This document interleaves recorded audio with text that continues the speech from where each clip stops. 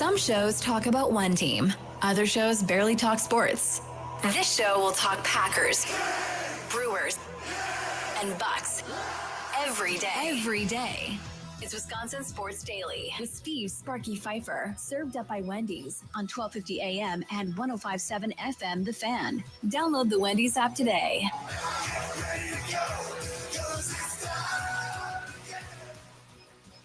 Here we are, broadcasting live from the 1250 AM and 105.7 FM The Fan studios, powered by the Potawatomi Sportsbook. Sparky here. Charlie using other side of the glass. Do people really know what your hat is if you're just walking around Milwaukee? Do they know what you're wearing on your head right now? You can see on YouTube, by the way, the Fan Milwaukee on YouTube. You can see the Charlie always has a different head on every day. Very rarely does he duplicate day to day. So do people know what that is? Well, right now I'm also wearing a matching sweatshirt. I don't know if you can see that. So that kind of helps them figure it out. But no, not usually. No. And the sweatshirt says? The Milkmen. Correct. The Milwaukee Milkmen. Right. It's probably like 2 minutes away from here. I've been to many Milkmen games. A lot of fun. Yeah. Oh, I love Milkmen games. Great time. Absolutely. Kids. Well, I was going to say the kids love going, but my kids are fearful of mascots. And their mascot's a little scary. Yeah. Right. So my kids love going as long as the mascot doesn't come close to them. They're good. Okay. But if there are mascots involved, like Bernie Brewer, all eyes are around to make sure there's no Bernie Brewer near them at a Brewers game. Who's scarier, Bernie or the Barrel Man? In their eyes, do you think? Ooh, probably Bernie. What about the sausages? Do they like the sausages at all? I thought, because the 3-year-old was like, "Oh, I want to meet Bernie." Okay, fine. So literally, Bernie is from me to you, right at the game this season. So I was like, "Okay, here you go. Here's your chance to get a picture." There was nobody there, so I go to bring her up, and she just put on the brakes. No. I was like, "I thought you wanted to be Bernie." No. So then we go back to our seat. She sees him up in the perch, and she's like, "Oh, Bernie. And then she was fine. But boy, when he was right there, completely out. Do you think when I shaved, I looked a little bit like Bernie, and maybe that's why she was scared of me at one time? I'm not quite sure I have a description of what you looked like when you had a beard, Charlie. I don't know. I don't think it's Bernie, though. No, I'm sure somebody else would have a description. I do not have a description, however, for you. Coming up this hour, Tim Dillard, FanDuel Sports Network, Brewers analyst, coming up here in about 15 minutes. Looking forward to getting his thoughts on the decision that the Brewers made to go bullpen game, then to put our guy, Quinn Priester, in a situation where he's going home on the road, facing a hostile crowd, the pressure, the nerves, all of that same situation. I was one of the people that wanted them to do what they did as far as Priester game 3, but I wanted Quintana in game 4. They had to use Quintana in game 3, so now we get Freddie Peralta tonight against Matthew Boyd. Don't forget, leadoff show on the road tonight, powered by the Potawatomi Sportsbook. Tommy Wirtz out at Brewski's Sports Club and Barbecue, 76th and Blue Mound. Go out, check out Tommy Wirtz. Our thanks to Sun Cruiser, Vodka Iced Tea, for having him out there. Vodka Iced Tea out there as well. 100 calories, right? No bubbles, just deliciousness with Sun Cruiser. So go hang out there. He'll have Sun Cruiser merchandise. We'll have the Euchre Magic shirts. There's not a bunch left. I'm just telling you. Right. And we've given away a lot during this series. So make sure if you still don't have a Euchre Magic t-shirt from the Fan, go get one of those too tonight at Brewski's from 7 to 8. Tommy will be out there with the leadoff show. So here at 3:00, the question was going to be, how much of an impact do you think Brandon McManus missing time will have on the Packers this week or for the rest of the season? Now, the reason for that is because Matt LaFleur earlier today, I don't know if we have that clip or not, but Matt LaFleur earlier today talked about the idea of Brandon McManus not going to necessarily be ready to go and may not only miss this week, but may miss a couple of weeks going forward. That's what he said. He said it to the media. Well, then there's Brandon McManus. Brandon McManus, according to Matt Schneidman, tells everyone that he plans to kick on Sunday. Yes, he does. He's going to kick. Asked about LaFleur saying his right quad injury is, quote, a major concern, Brandon McManus said he didn't talk to LaFleur about his injury, and that LaFleur has his own thesaurus. What the hell is going on in that Packer locker room, I ask you? He didn't talk to LaFleur about the injury, and LaFleur has his own thesaurus? You don't understand what your coach is talking to you about when he's talking to you? Not a major concern. He's playing. LaFleur's up there acting like he's week to week damn near at the presser before practice today. And then after practice, the man's like, I'm good. Don't worry about what he says. I'm playing. Charlie, what's going on, man? What is going on? I mean, did Zach Tom get to go on the field because Zach Tom asked to go on the field? The man's like, oh, yeah, we're good. Go ahead. Is that what? Because, again, I speculated that if you leave it up to the players, they're always going to try and play through injury. They're not going to think about it. I'm good enough. I'll be fine, right? And if you don't be the adult in the room and stop them, they're going to go out there and hurt themselves further by trying to, especially football players. Forget the Cheerio thing for a second. Just in general, football players who think they're tougher than everybody. I question whether or not they're tougher than hockey players, though, still. I've always thought hockey players may be the toughest. But either way, that to me is concerning, according to Matt Schneidman, what McManus said. I don't know if it's really that concerning. He has his own thesaurus? What does that mean?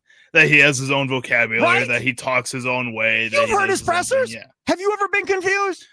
No, but he's been vague before, and he's vague a lot, if we're being completely honest, in his press conferences. And this is another thing where I think it's just vague. I think it's just him going out there and basically, I don't know if it's him not caring about the special teams or him just not wanting to give a lot of information out there week to week.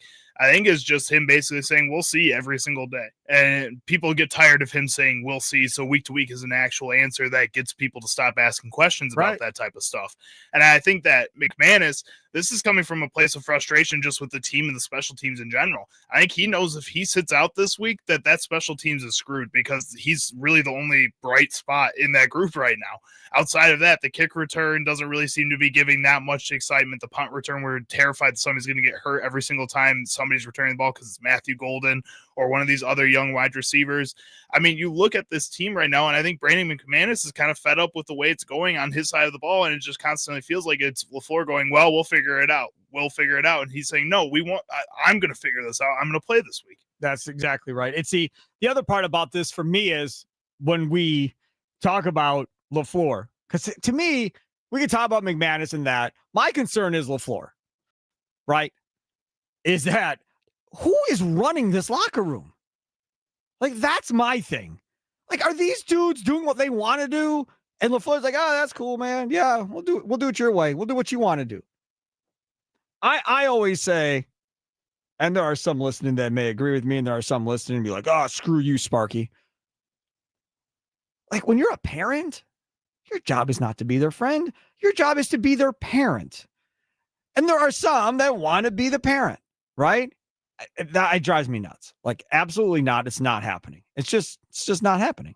Now, when you get to be an adult and we want to hang out like as adults and have a beverage or whatever together, and sure, fine, no problem.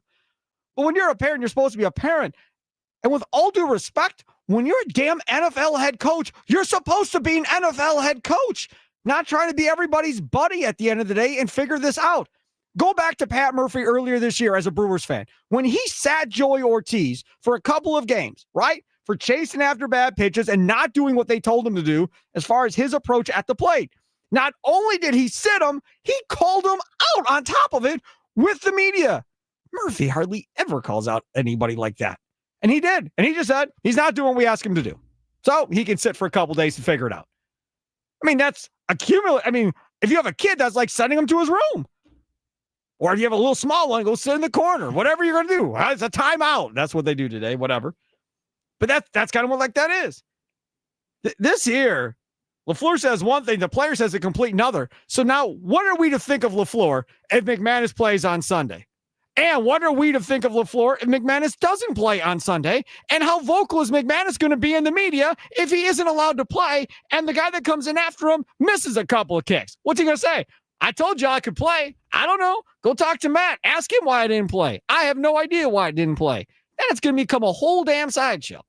I think when I'm looking at the way Matt LaFleur coaches his teams, it feels like he sometimes gets so focused in the game planning of a week that he kind of loses focus of the locker room and kind of building the culture within that locker room, which means I think he leaves it up to his quarterbacks to be the guys that are leading the culture of that locker room. And I'm not blaming Jordan Love for anything here, but it feels like when Aaron Rodgers was in there, the locker room felt like it was Aaron Rodgers' locker room. It felt like the players reacted similar to how Aaron Rodgers reacts. And Jordan Love right now, it feels like it is his locker room. And He's it feels more like vocal than he was before. It feels like a lot of these players react to situations the same way Jordan Love would react to a lot of these situations. And I think right now, this is a situation where Brandon McManus, as a veteran, is kind of stepping away from the way that other guys like the young players like Jordan Love are, and he's kind of just taking things into his own hands here because he doesn't like the way it's being run right now. If you go back to earlier on when LaFleur first got here, right? You had a wild card in David Bakhtiari. Mm-hmm. Really didn't know what he was going to say to the media. Really didn't know what he was going to say when he came on our big show back in the day to talk to us. Really didn't know. Josh Sitton before him, he was even more of a wild card than Bakhtiari, what he was going to say, right? So you've had personalities on teams where it's like, well, we'll just have to deal with whatever comes out of his mouth. Aaron Rodgers, every time you went on Pat McAfee, I have no idea what he's going to say, right? You kind of just cringe when he talks and hopes he doesn't screw everything up. Who's that guy on this team? Alexander's gone. Jair's not there. Who's that guy? I don't think they have a guy. I don't think there's a guy on this team who Micah Parsons maybe, but because of his podcast that he did have and that apparently he's not really doing anymore, outside of Micah, I don't think there is anybody. So if LaFleur's biggest concern in all of this is McManus talking, running his mouth about LaFleur, saying you need a thesaurus, essentially, he has a different thesaurus than me, then if the kicker's the biggest problem in the media, I think you're good if you're Matt LaFleur. I think so. And I think Micah Parsons, like you said, is probably the next person up just because he had that podcast in Dallas and he did say some stupid things on there. And sometimes he can let his emotions get to him. But I think the other thing is this team is still the youngest team in football. And I know I hate saying that, but that also means it takes a lot of time for these players, for their personalities to kind of develop sometimes. And we're going to start seeing those guys step out a little bit here. Aaron Rodgers wasn't that who cares type of mentality. I'll say whatever I want to say right away when he was in the league. Right. David Bakhtiari wasn't that until later on in his career too. I think these are players that learned how to be like that and learned that they were getting fed up with getting pushed around sometimes by people telling them what or how they should feel in situations like that. And that's what it resulted in. I think right now we just haven't seen that with a lot of these players on this team. But I also think that goes back to what I was saying before, where it matches with what Jordan Love is. With Aaron Rodgers, he wasn't going to take that. He was going to be mad. He was going to do things his way if he wanted to. Bakhtiari saw that and wanted to do it that way. Josh Sitton would have seen that and wanted to do it that way. A lot of these players want to do it that way. With Jordan Love, it's not that. It's, you know what? I go with the flow. I'm going to figure it out. We're going to be fine. That's his mentality, and a lot of these players have that mentality too. Let me follow up, Charlie Houston, with another question. So you're saying the locker room is essentially what Jordan Love is, and the personality of Love rubs off on everybody else. I think so. Okay. What's the personality of the head coach, and where does that impact the team? I'm not really sure. And that's one of my biggest concerns with Matt LaFleur, if I'm being completely honest, is that sometimes he does dive into that playbook too much, that the culture doesn't really seem like it matters as much to him.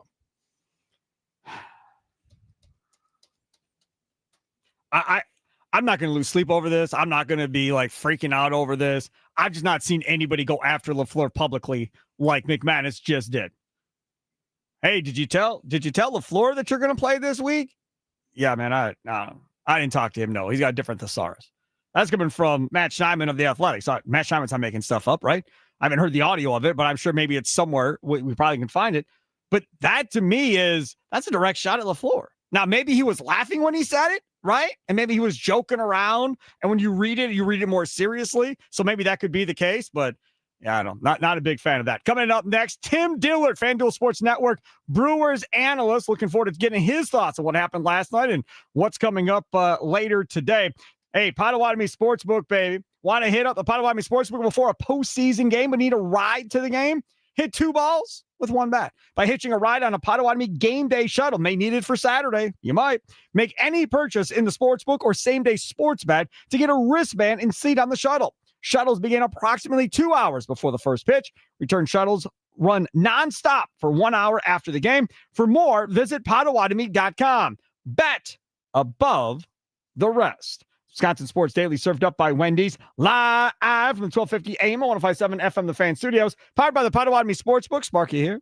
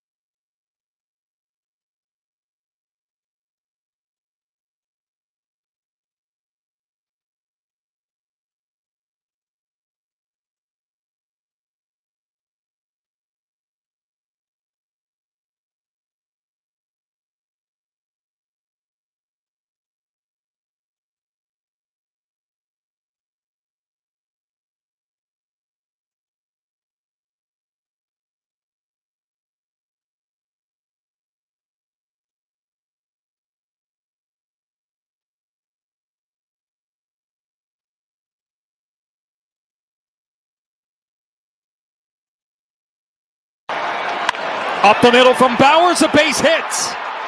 Frelick around third. He will score. Throw to third, not in time. As Durbin slides in safely, going first to third on the RBI single from Bowers. A beautiful thing. Jake Bowers was rolling that, a home run. Highlights courtesy of TBS. Just doing his thing.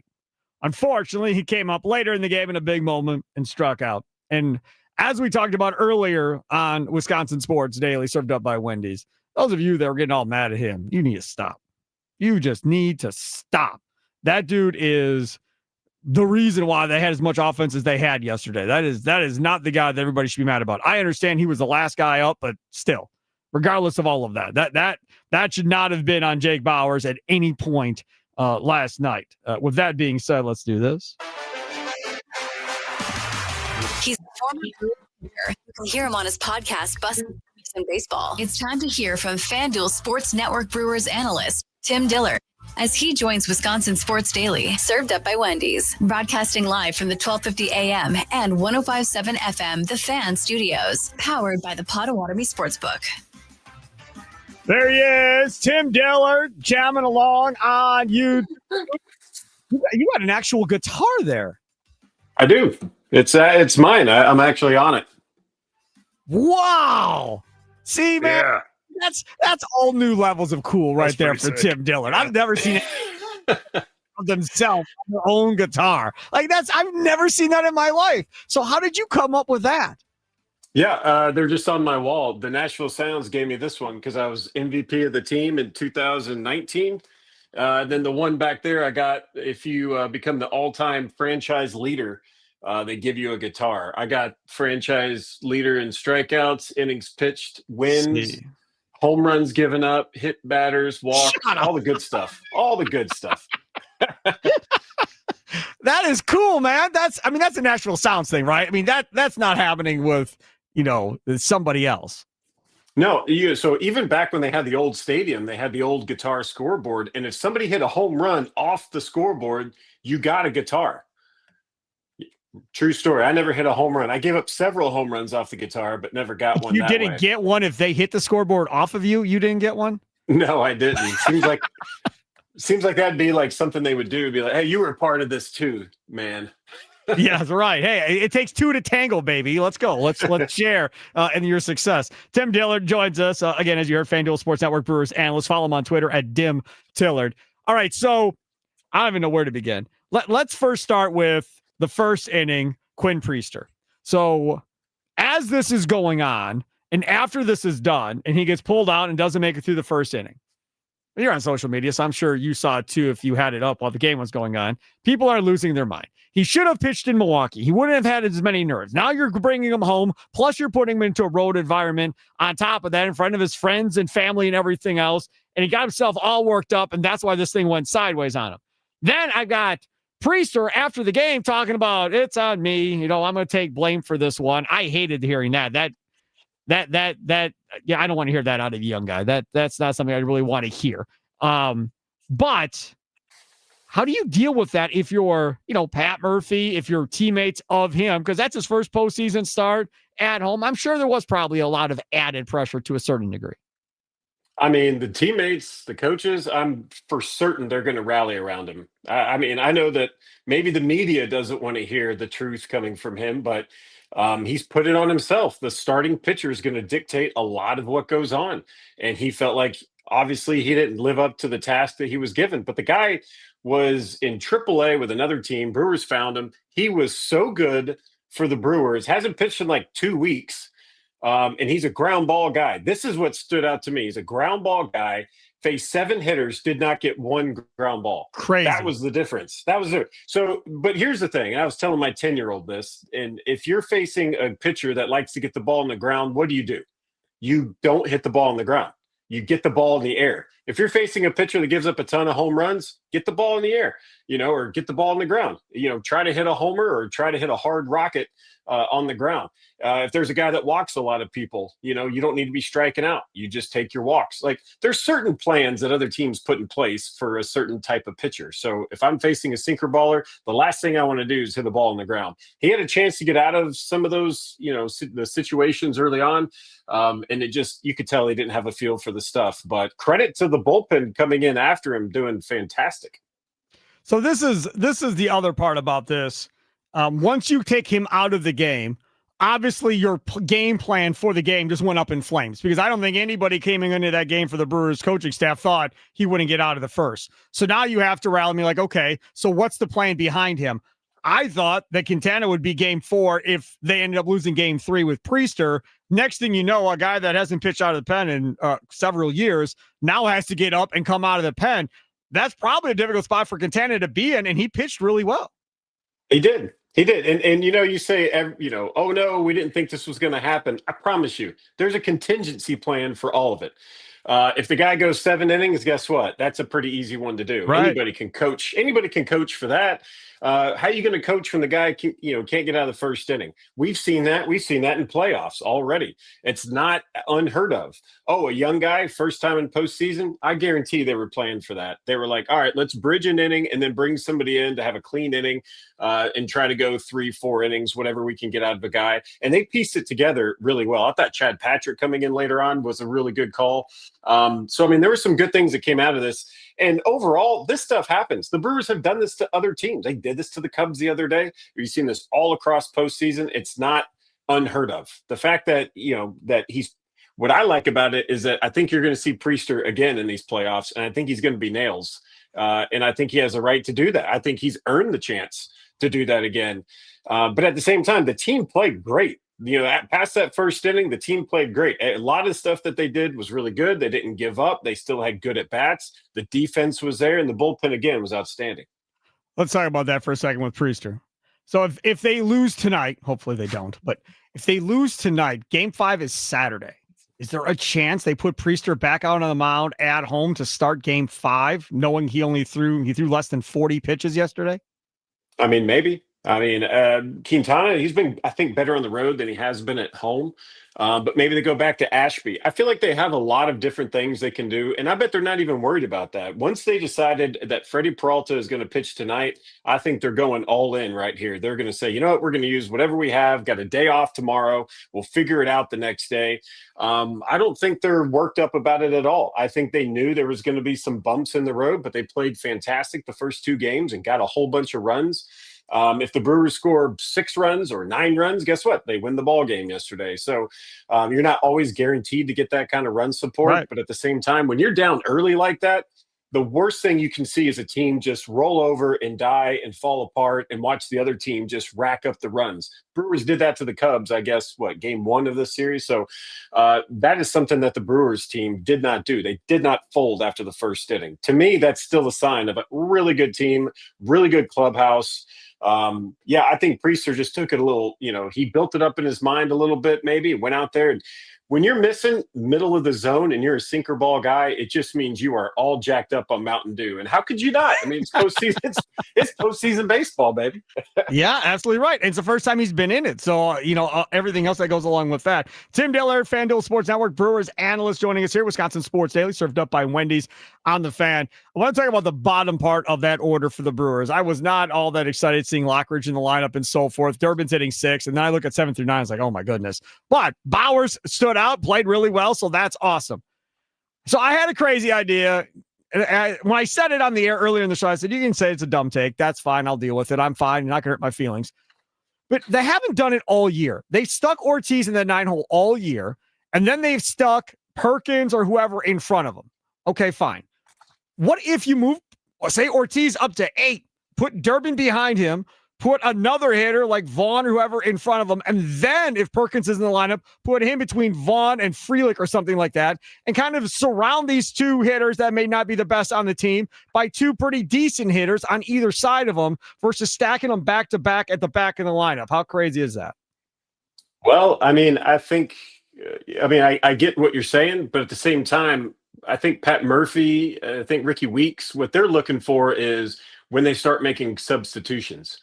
And if you start inserting different guys in different spots, suddenly maybe you got 4 righties in a row, or maybe you got 3 lefties in a row, just something you don't want to line up when another team's bullpen could line up against that kind of chunk.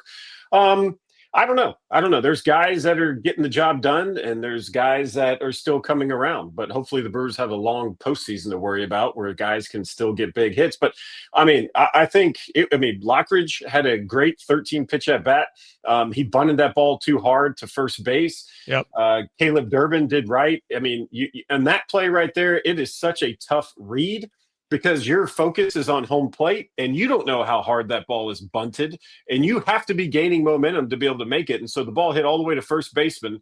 It's almost your peripheral. You got to look and go, oh no, that guy's got it. It's already too late. You're in a rundown. So what do? You stay in the rundown long enough for guys to get to the next base, which he did that.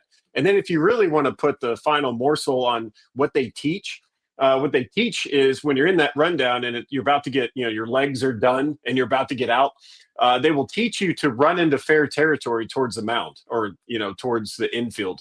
Because for whatever reason, if you run towards foul territory, the guy will not chase you and tag you. He'll just be like, oh, you're out of bounds. If you run towards the infield, it never fails. The guy with the ball that's trying to find you and grab you, he will follow you into, the infield. And that just is an extra few seconds to get your guys to the next base. So not all was lost. There were some very good techniques there. Mix that with what Bowers was able to do. I thought Bowers played really well. I don't know who's getting on to him about at bats. It's like, hey, you should get 3 hits. You should get 3 hits every game. He did his job. He's doing there's nothing to get on. I mean, these guys are playing good. I mean, they didn't win, but they were right in the game, even being down early. So I don't know. They're still playing well. I'm a pretty positive guy. I didn't see too much negative in that one. I want to go back to that Durbin rundown, because what you said is what I thought. But again, if I go back to social media, everybody that was watching this was like, well, wait a second. I think it was on the second throw. He could have ran home and potentially scored with a head first dive at that point. But I don't know if he's necessarily thinking about that at that point. He's thinking about just staying in long enough, like you said, for guys to get to second and third. Is that probably why he didn't, be that aggressive? Because he wasn't thinking that way? That's not maybe how you're taught? I don't know. Well, I mean, we're watching it on TV. We're watching it in person. Right. It's very easy to be like, why don't you just do this? But put yourself down on the field with him. Your priority number 1, stay in it long enough to get guys to the next base.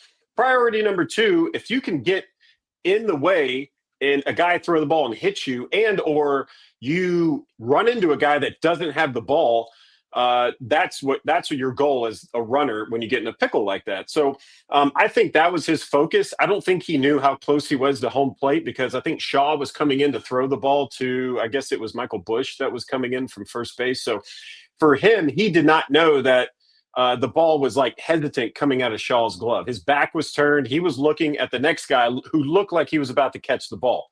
So in that perspective, for him, there's no way he could know that. Now, if you're sitting at home and you're on Twitter, it looks really easy. So guys that know the game and have been in situations like that, they kind of they understand it way better, I guess, than maybe some of the folks on the socials. What do you think of the matchup tonight? Last question here. Peralta against Boyd, 8 o'clock Central start, 7 o'clock leadoff show with Tommy Works down at Brewski's on 76th and Blue Mountain. Go down there, see him, get your Euchre Magic fan t-shirts, your Sun Cruiser t-shirts and hats and all that fun stuff. What do you think of this matchup tonight? I mean, you're going to see probably a way better Boyd. I think he's going to come with a plan. I think Freddie's going to use a lot more breaking stuff, I would think. That's what I would do. His stuff's been good, so I would not waste time mixing in the breaking ball stuff. We saw Ashby the other day come in, throw a lot of fastballs, got hit around a little bit, and then went to the breaking ball, and it worked. So Freddie might see more breaking balls out of him, especially in the first inning. But it's going to be good. You're going to look at guys that are trying to make adjustments against a team they just faced. One of the stakes are so high. This could be a very big defining moment for Freddie Peralta in Brewers history. Tim Dillard, we got to see his guitar with his face, his name, his body, the whole thing. There it is again on YouTube. If you want to check it out, it's amazing, man. The Fan Milwaukee. I am so jealous of the guitar. Tim Dillard, FanDuel Sports Network Brewers analyst. Follow him on Twitter at Dim Tillard. Hopefully the Brewers are still playing and we do this again next week, Tim. Sounds good. Thanks, Sparky. Sounds good, man. You betcha. Take care. There he is. Tim Dillard plays us off into the night on YouTube. Coming up next, Charlie's Sounds of the Day. Looking forward to hearing what Charlie's Sounds of the Day are next. Brought to you by Prize Picks. Straight ahead on Wisconsin Sports Daily, served up by Wendy's. Live from the 1250 AM and 105.7 FM, the Fan Studios. Powered by the Potawatomi Sportsbook. Sparky here.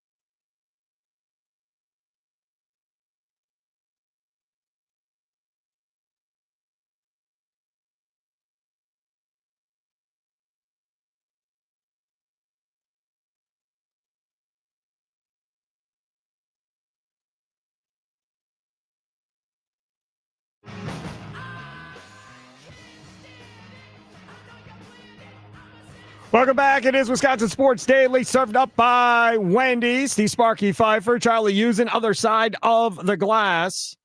And I'm telling you what, right now, I cannot wait for 8 o'clock to get here. I really can't wait for 7 o'clock to get here. Brewski Sports Club and Barbecue. Our guy, Tommy Wirtz, will be there, and it's going to be fun. Sun Cruiser Vodka Iced Tea, the reason why we're out there today.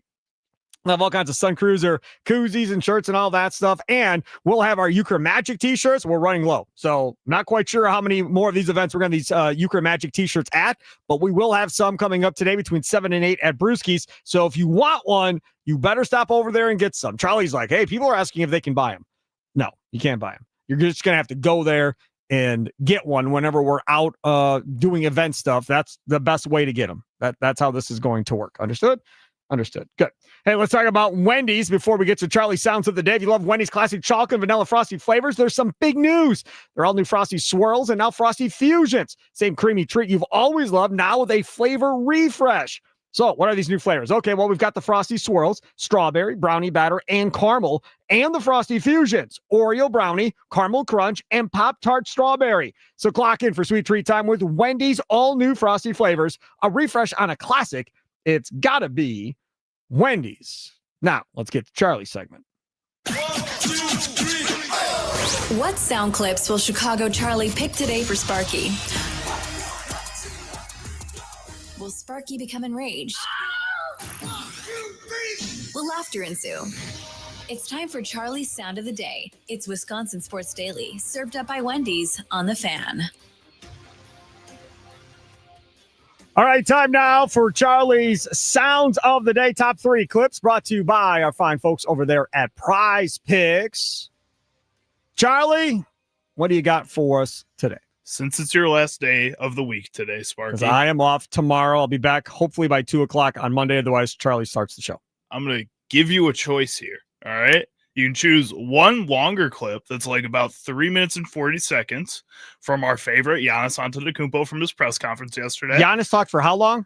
He talks for about like 10 minutes yesterday. This is a good 3 minute 40 clip. That's a long time. Mm-hmm. Yeah. Or you can pick 3 normal clips.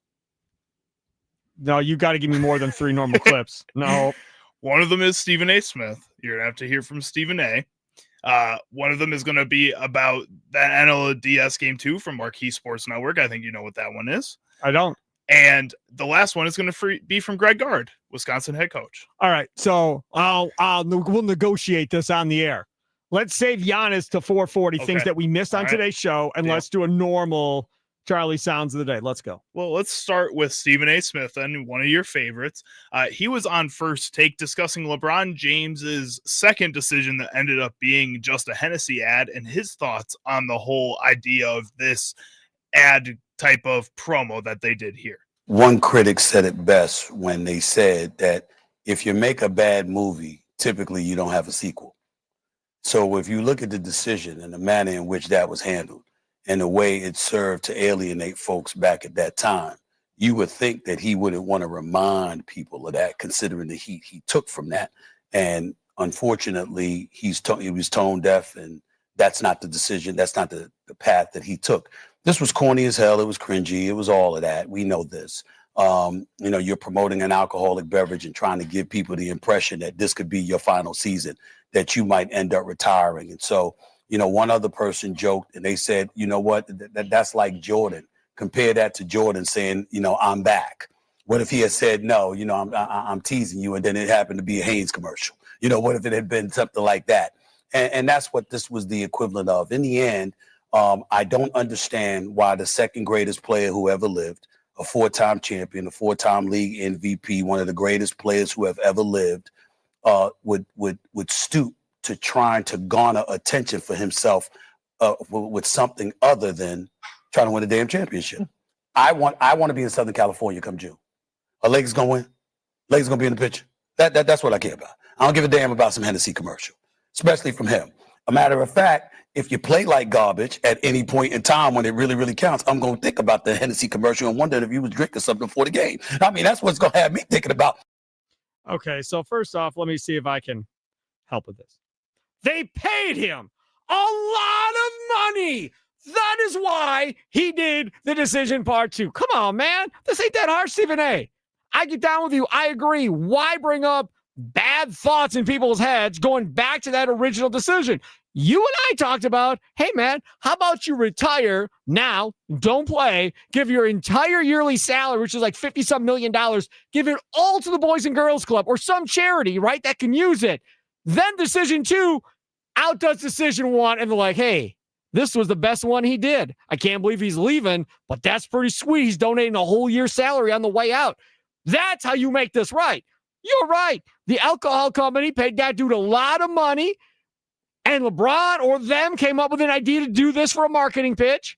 It was brilliant. It worked. Everybody was involved. Everybody's been talking about it since. A+ for marketing from the company. Does it make LeBron look stupid? Absolutely. Does LeBron care what you think? Absolutely not. Big old check in his pocket from Hennessy. He does one of not his favorite care. drinks, probably. Well, So maybe don't even drink it. They probably give him free. Yeah. He may not even drink it. I'm just saying, from the perspective of why did he do it? Well, man, come on, man. You know why he did it, and it does not matter what you think. We all know you and him have beef. That's fine. And I'm sure there's a bunch of other people that didn't like it either. I just thought, well, good marketing ploy. Fine, you win. You got your time.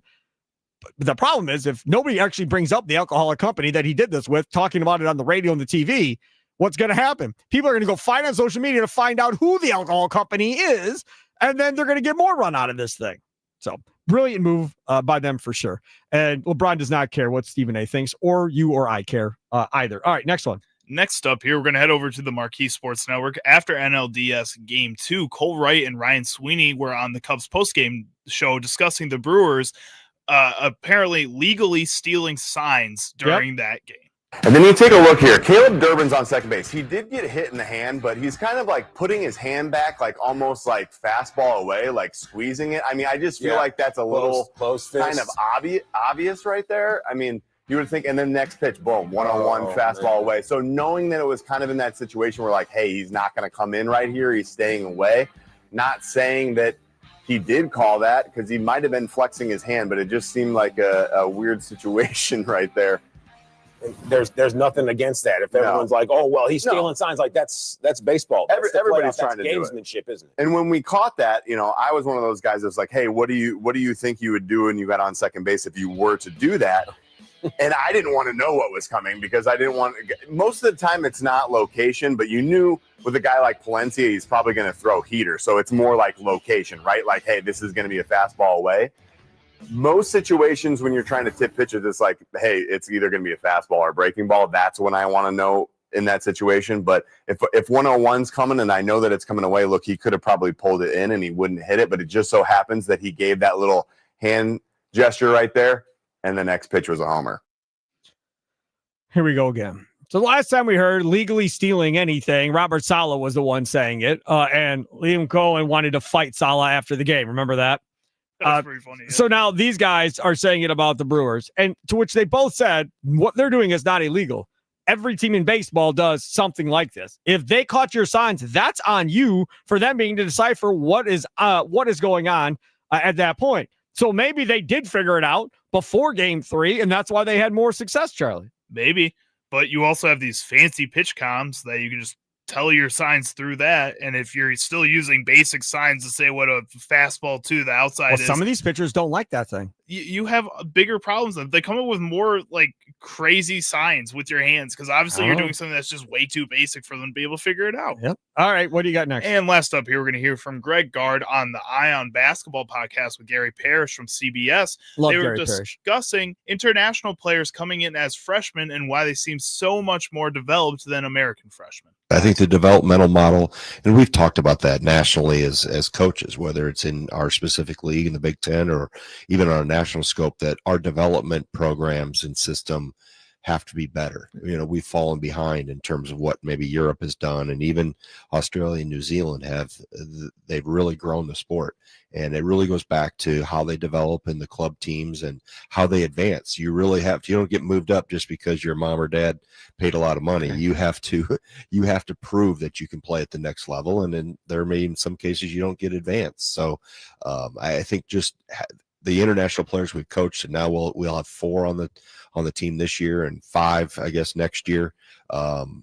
we've seen the development and how they see the game, how they've been trained. It's definitely at an advanced level. Like I said, our freshmen that are coming in internationally don't play like freshmen. Their minds and vision and feel for the game is definitely advanced.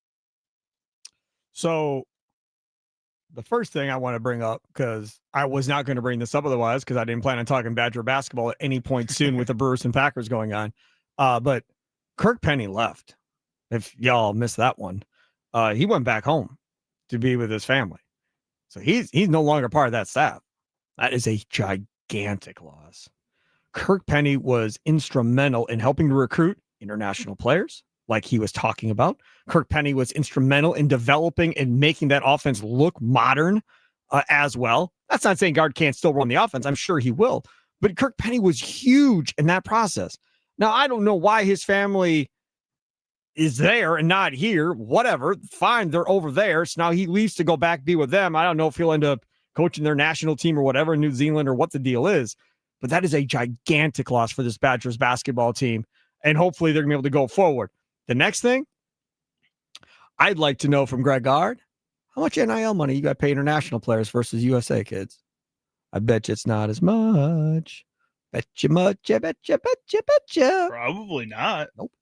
And if that's the case, I would not be surprised if you start to see more international kids playing for Wisconsin, especially when he says, hey, man, they're ready to go. They're coached up better than the kids I get in this country. Why wouldn't I want these kids to come over here and play and essentially be a professional as a freshman on a college basketball team because of all the coaching they've had from like 8 up or 10 up or whatever, however old they start them over there in these different countries. And again, if the NIL money isn't a big factor like it is with some of these other top kids in this country, it makes all the sense in the world for the Badgers to take advantage of that. I also think, though, maybe with international players, just because some of those guys may have played some kind of professional ball at some point in Europe, wherever they're from in Australia, I think that maybe their base NIL salary may be higher than what you would expect from an American player. Maybe the overall highest point isn't as high as an American player, but still you're going to have to pay them a base salary higher than an average 2 or 3 star recruit you may get. I want to get into something else coming up here and things that we missed. I want to talk about this conversation being talked about involving this bill with college sports and this $2.5 million and this revenue share and everything else. We'll do that coming up at 4:40 as well as Giannis.